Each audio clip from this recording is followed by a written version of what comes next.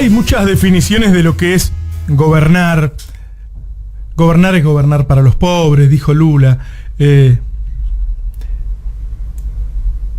¿Qué diferencia tan grande se nota cuando vamos de un presidente como Macri a uno como Alberto? ¿Cómo va a buscar a cada uno de los que necesitan del Estado para asistirlo?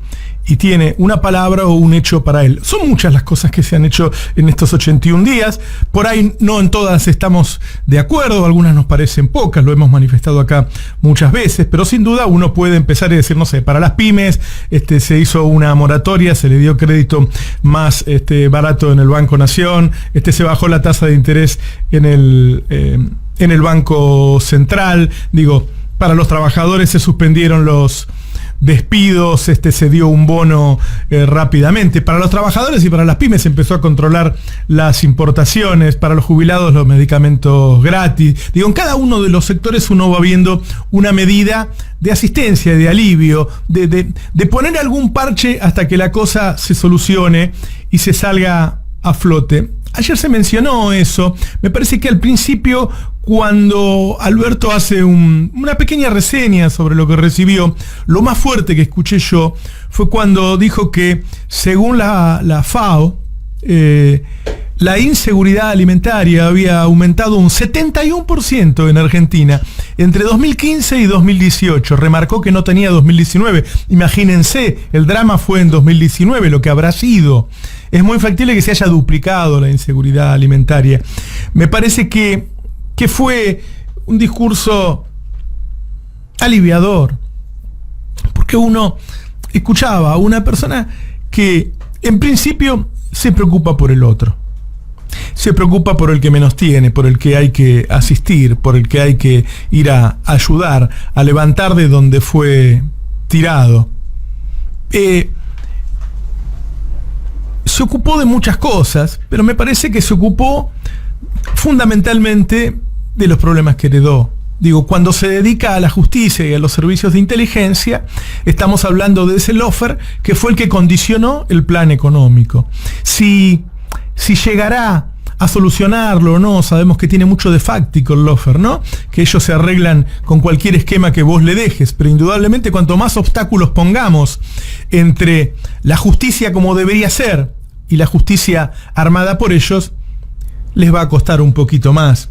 Y ese anuncio de legalización del aborto, sabiendo, Alberto, que la sociedad está dividida por mitades en ese tema, me parece que habla de que, como decía antes, uno puede estar a favor o en contra, pero claramente vino a no dejar sus convicciones en la puerta de la Casa Rosada, como decía Néstor Kirchner y como a Alberto le gusta citarlo. Me parece que en lo económico es poco lo que escuchamos, o no es poco, no, está mal.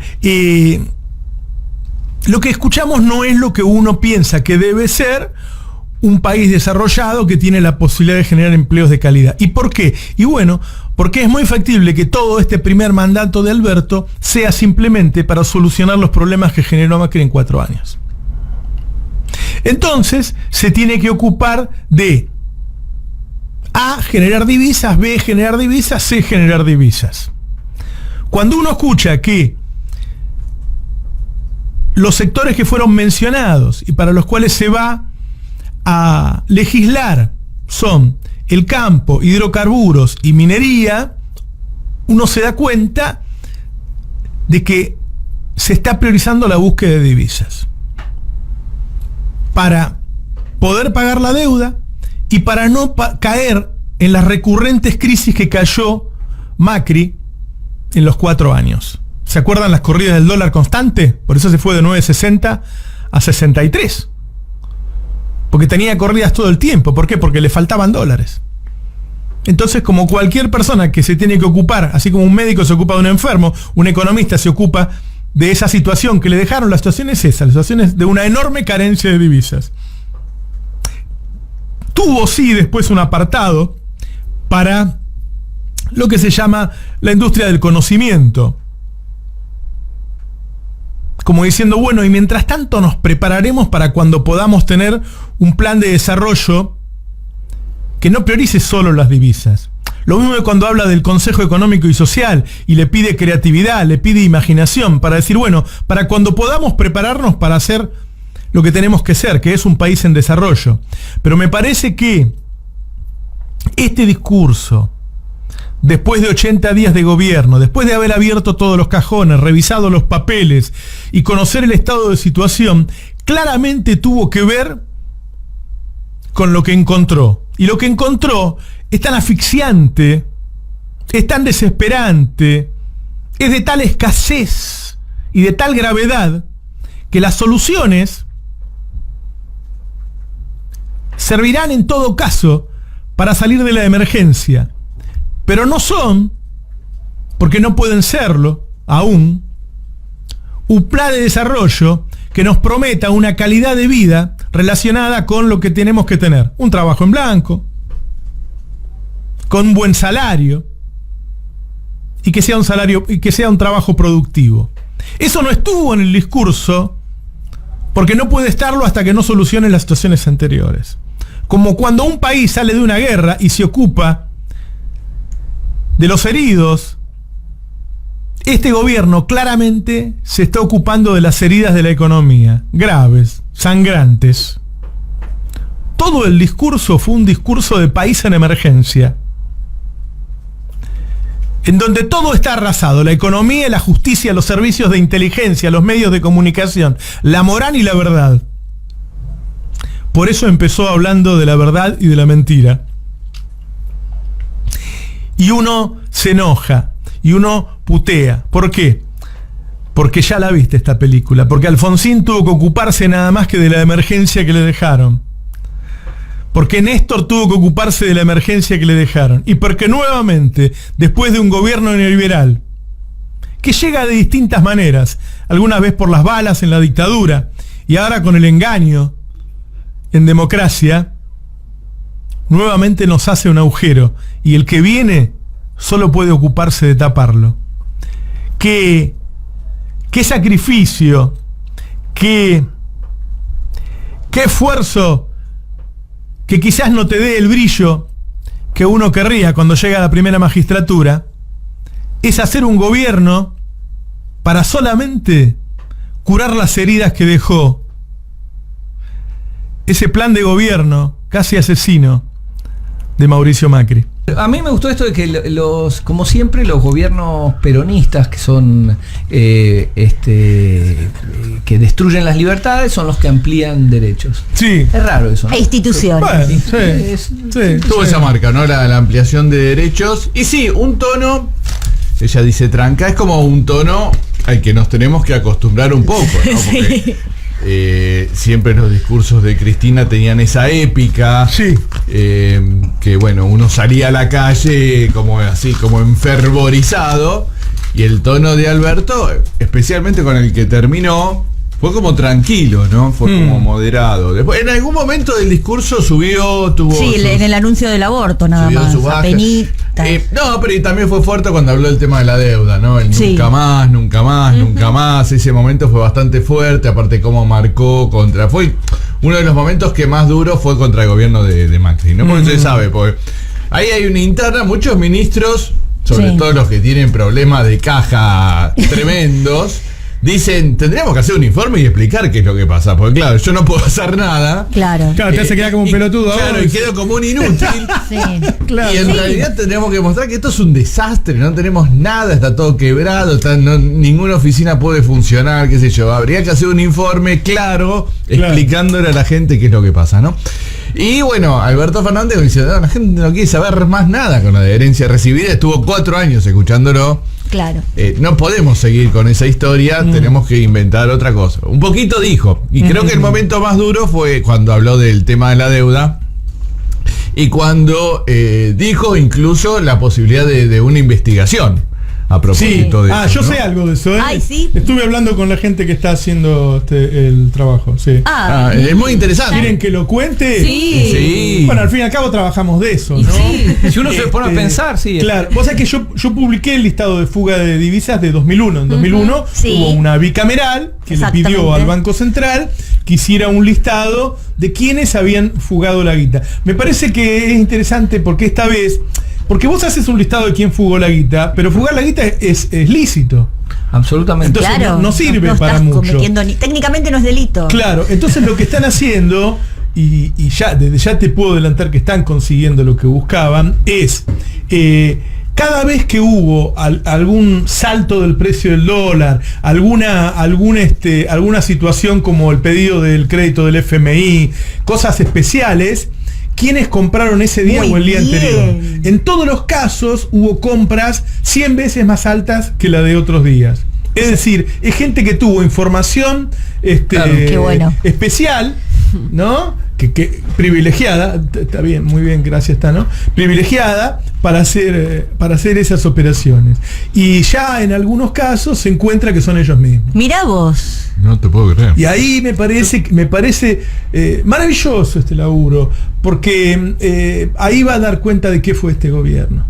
¿De qué fue este gobierno? Yo he contado alguna vez, pero seguramente muchos no lo escucharon, que un empresario que yo conozco hace muchos años, un empresario grande, cuando asume Macri, cuando gana Macri, antes de asumir, recibe un llamado de Marcos Peña y le dice: estamos formando gobierno, estamos hablando con los amigos, ¿qué negocios tenés? Es decir, estaba conformando su gobierno con los amigos que tuvieran negocios para compartir con ellos. Recordemos después quiénes formaron parte del gobierno, todos dueños de empresas de algún sector en particular, ¿no? Entonces, bueno, una parte importante de todo esto fueron los yuppies estos que vinieron de Estados Unidos, que tenían unas casas maravillosas a 20 kilómetros de Nueva York, que ganaban 10 millones de dólares por mes, y que uno no entendía por qué venían acá a ganar 200.000 pesos por mes. Bueno, vinieron a hacer estos negocios que eran mucho más grandes que lo que ellos ganaban allá. Me parece que va a ser una investigación que va a dejar bien claro que todo esto que pasó no fue casual, no le sucedió, todo esto fue un plan. Es ¿no? que es mucho más difícil de contar y de explicar ese tipo de expoliación que, por ejemplo, pasar un video con José López tirando bolsos. Claro. Es Pero distinto. Así es. En 2001, recordemos, era, por ejemplo, el compañero Melconian explicando en septiembre de 2001 que estaba todo bien, que los bancos estaban sólidos, qué sé yo, mientras sus propios clientes la fugaban, mientras los peces gordos la fugaban, él explicaba que todo estaba bien. Y después, el maravilloso Pratt Guy, que es un gesto que vuelve en la economía argentina, que dijo: no, pero ya no está, esa plata, esos dólares que pensaban que estaban, no están más. Es como, Claro. che, ¿viste lo que decía Vidal a los desaparecidos? Claro. No están. Y no hay ninguna explicación a eso. Decías, pero che, vos me habías dicho que el sistema era sólido, Sí. que los que habían metido dólares. No. Entonces, es interesante al menos saber qué es lo que pasa, cuál es la operatoria. Pues toda compra de dólares está registrada, ¿no? Así que eso Están todos los datos. si no lo Están todos los borraron, datos. si no lo borraron, tienen que estar los datos. Así que, no, la verdad que si se da a conocer eso sería espectacular. Sí. La verdad que es una de las mejores cosas que de los últimos tiempos que se podrían hacer, porque mostraría mucho de cómo era esa operatoria, ¿no? Y otra cosa que en ese sentido pasó medio desapercibida, porque la única novedad del discurso de ayer fue esta que estás diciendo vos, la de la deuda. Pero después de todo que dijo, íbamos a implementar un mecanismo institucional para que el Congreso tenga poder de decisión a la hora de la toma de deuda. Para que no venga cualquier gobierno y diga, bueno, vamos a hacer un acuerdo con el FMI así de una. Eso Claro. como quedó como en un segundo título, después de la única novedad, porque todo lo demás ya lo habíamos publicado en Sí, todos lados. algunas cosas sí, otras no tanto. Yo, por ejemplo, lo de que dicen que fue Vélez, ¿no? El de la idea de los este control del gasto público, que supuestamente va a haber un cuerpo de funcionarios destinado Como una agencia. una agencia, sí, federal de ejecución de los gastos. Algo raro. Pero dicen que, bueno, que eso en el BID se trabaja mucho, porque como el BID da préstamos a los países, después tienen un cuerpo que se encarga de saber cómo se ejecutó ese presupuesto, si llegó exactamente al fin al que se había destinado, y la idea es que ahora en el Estado exista algo parecido, ¿no? Eso es una novedad, por ejemplo, de eso me parece que no estaba previamente. Y en general, la verdad que hubo muchos anuncios. Después era hasta un poco gracioso ver a la oposición tratando de criticar qué era lo que el discurso de Alberto Fernández, que criticaba mucho, en realidad no lo que había dicho, sino lo que no había dicho. Claro. Sí, la falta de plan económico fue algo que repitieron. Insistieron con la falta de plan económico, incluso del presupuesto, no dijo nada de presupuesto, pero bueno, a ver, cada año un presidente va a hablar del presupuesto de ese año, sería muy raro, ¿no? Entonces, para eso está el Parlamento. No, incluso también protestaron porque dicen que no dijo que iban a continuar las investigaciones por corrupción. Y bueno, lo hace la justicia, ¿no? Se supone que si hay independencia de poderes. Por eso las críticas. Ahí me impresionó mucho el aumento de la inseguridad alimentaria, que era un dato que yo no lo tenía, de la FAO, de 2015 a 2018, en 3 años, sin tomar el cuarto, que fue el peor, por la inflación que hubo, 71% el aumento de la inseguridad alimentaria. No, tremendo. Y eso fue uno de los justificativos, ¿no?, de la tarjeta alimentaria. Y me parece que, bueno, una cosa que quería mostrar en el gobierno era que todas las medidas iban en la misma dirección, ¿no? Que era lo que trataba de mostrar Alberto Fernández, que era, en la escasez actual, tratar de hacer una política redistributiva muy distinta, 100% distinto a lo que había sido el gobierno de Mauricio Macri. Decía, si tomás los primeros 80 días del gobierno de Macri y los primeros 80 días del gobierno de Alberto Fernández, como las medidas que habían sido aumento de tarifas, baja de retenciones, qué sé yo, iban todas para enriquecer al sector más concentrado. En estas van en la dirección contraria, ¿no? De tratar de sacar del sector más concentrado a el resto de la población, la mayoría. Sí, a ver, a mí me parece que tuvimos un gobierno tan de pillaje, ¿no? Stiglitz decía, cuando recibió el premio Nobel de Economía, dijo, hay 3 tipos de economía: la economía renana, ¿no? La alemana, que también confluyó en Inglaterra, y yo, que es un Estado muy presente, con muchas regulaciones, que se controlan esas regulaciones. Dice, un capitalismo salvaje, como es el de Estados Unidos, con pocas regulaciones, pero que se controlan, y un capitalismo de pillaje, como el de Latinoamérica, en donde cada uno hace lo que quiere, por lo tanto los tiburones se comen a todos los peces chicos. Parece que nosotros vinimos de un capitalismo de recontra pillaje, como es el de Macri, y pasamos a un gobierno que no es un gobierno como era el último de Cristina y qué sé yo, ¿no? Con cambios revolucionarios como la estatización del sistema previsional, o que se impusiera por primera vez la asignación universal por hijo, no sé, que se diera el plan Progresar para darle plata a los pibes que van a la universidad para hacer no sé, para comprar la fotocopia, cosas muy de mucho arraigo popular. Este es un gobierno de responsabilidad fiscal. Claro, me parece que es ortodoxo en ese sentido. Busca equilibrio fiscal, busca cuidarse en lo monetario. En eso, claramente. No juega a poner mucha guita en el mercado para ver si después vuelve, sino que se cuida de no gastar demasiado. Ahora, claro, es tan distinto comparado con los delincuentes anteriores, que uno dice, mirá qué bien. ¿No? Mirá qué bien. Claro. Bueno, de igual modo, Cristina estaba en un contexto de gobierno de desendeudamiento, y este gobierno está en un contexto de renegociación con los acreedores privados y el FMI, a los que les tiene que tirar estos gestos de te controlo el gasto con cierta discrecionalidad. A mí me parece que son 2 estilos distintos, pero a la vez son 2 circunstancias distintas. Claramente. Sí, sin duda. Sin duda, sí.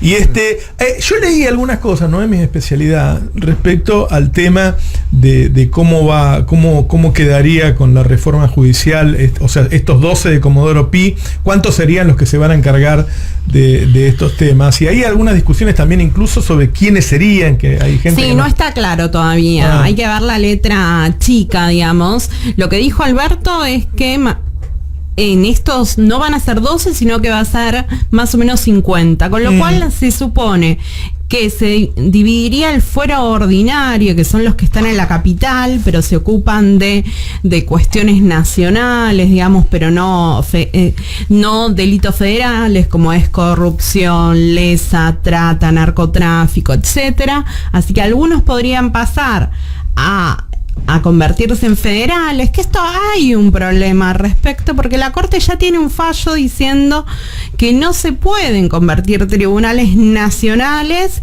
que es algo que intentó el macrismo, en tribunales federales. Uh-huh. Así que ahí hay un meollo que van a tener que atender. Y me parece que ayer hubo 3 ausencias notorias, ¿no? Sí, de la gente. ¿no? Pero bueno, las explicaciones eran medio de el perro me comió la tarea. Bueno, Lorenzetti está resfriado.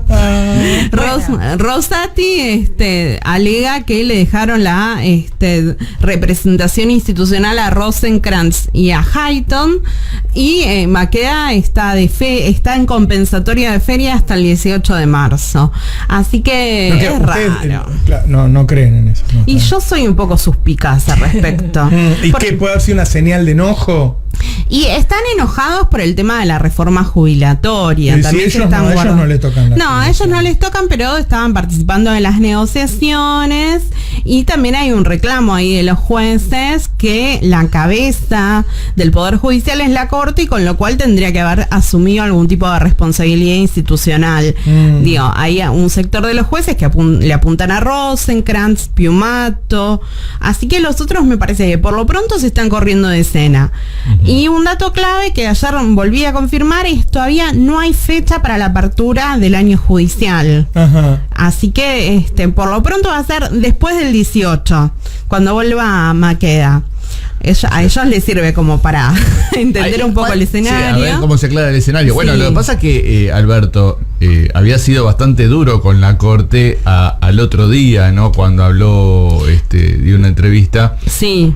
Cuando habló sobre su manejo de presupuesto. Que tiene razón aparte en todo lo que dice. Yo coincido en todo lo que dice, porque es una cosa increíble el manejo que hace la justicia de su presupuesto, ¿no? Están los tribunales, que hay una queja permanente desde hace años, que las oficinas son un desastre, que se caen, que no tienen lugar, que no hay espacio, los archivos están en el piso, hay cucarachas, etcétera, etcétera. Y eso tiene que convivir con estos sueldos y jubilaciones exorbitantes. Sí, el fondo anticíclico también de la Corte. Y este plazo fijo multimillonario que tienen, 40.000 millones de pesos. Sí. Y aparte, bueno, ahí me parece que también es clave el porqué de la ausencia de Lorenzetti, porque el administrador de la Corte es Marchi, que es un hombre muy cercano a Lorenzetti. Entonces, ahí me parece que había algún tipo de mar de fondo con los cortesanos, que no es el caso de Rosenkrantz, que él no tiene ni relación con Comodoro Pi, con lo cual cualquier reforma con Comodoro Pi la trataría bien, y con la administración de la Corte nunca se pudo meter. Así que me parece que ahí está un poco el mar de fondo. Después, importante también los anuncios con respecto a la AFI, a la reforma de la ley de inteligencia para evitar que los espías sigan involucrándose en investigaciones judiciales. Algo que contábamos acá es que este proceso va a tener 3 etapas ahora cuando salga el DNU de Alberto Fernández. El año pasado, en junio, la Corte sacó una acordada después del Festival de Escuchas que se venía sucediendo en los medios. Y después hubo una resolución en enero de Cristina Camaño, interventora en la AFI, para pedirles a los jueces que no involucraran a los agentes de inteligencia en investigaciones judiciales, y ahora viene el decreto de Alberto. Yo pregunté en la oficina de escuchas, que tuvo un recambio de autoridades el mes pasado, el 17 de febrero, y me dijeron que había una sola investigación en la cual estaba interviniendo la AFI, que era penal económico, que es un fuero complicado, ¿no? Aduana, con los servicios y demás. Pero bueno, ya se venía licuando toda esta intervención en los papeles, así que es importante. Bueno.